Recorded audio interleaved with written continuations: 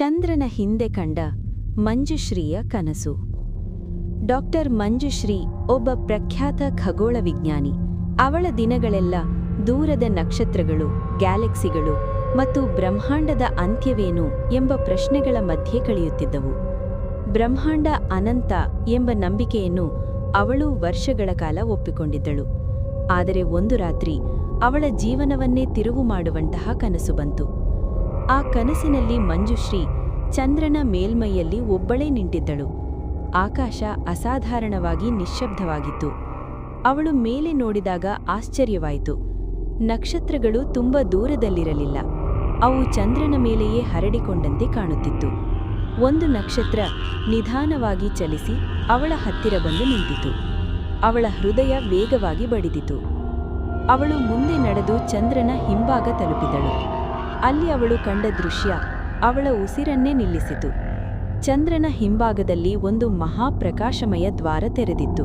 ಅದರೊಳಗಿಂದ ನೀಲಿ ಬಿಳಿ ಬೆಳಕು ಹೊರಬರುತ್ತಿತ್ತು. ಆ ಬೆಳಕಿನೊಳಗಿಂದ ಮೃದುವಾದ ಧ್ವನಿ ಕೇಳಿಸಿತು. ಪೂರ್ಣ ಬ್ರಹ್ಮಾಂಡ ಚಂದ್ರನ ಮೇಲೆಯೇ ಇದೆ. ನೀನು ನೋಡುವ ಅನಂತತೆ ಒಂದು ಗಡಿಯೊಳಗಿನ ಲೋಕ. ಧೈರ್ಯ ಸಂಗ್ರಹಿಸಿಕೊಂಡು ಮಂಜುಶ್ರೀ ಆ ದ್ವಾರದೊಳಗೆ ಕಾಲಿಟ್ಟಳು. ಕ್ಷಣಮಾತ್ರದಲ್ಲಿ ಕಾಲವು, ಅಂತರವು, ತೂಕವು ಅರ್ಥ ಕಳೆದುಕೊಂಡವು. ಅವಳು ಹಿಂದಿರುಗಿ ನೋಡಿದಾಗ ಅವಳ ಕಣ್ಣುಗಳು ವಿಸ್ಮಯದಿಂದ ತುಂಬಿದವು. ಪೂರ್ಣ ಬ್ರಹ್ಮಾಂಡ ಒಂದು ಸಣ್ಣ ಗೋಳದಂತೆ ಕಾಣಿತು. ಆ ಗೋಳ ಚಂದ್ರನೊಳಗೆ ಸೆರೆಯಾಗಿ ತೇಲುತ್ತಿತ್ತು. ಅವಳಿಗೆ ಅರ್ಥವಾಯಿತು. ಬ್ರಹ್ಮಾಂಡ ಒಂದು ಮಹಾರಚನೆ.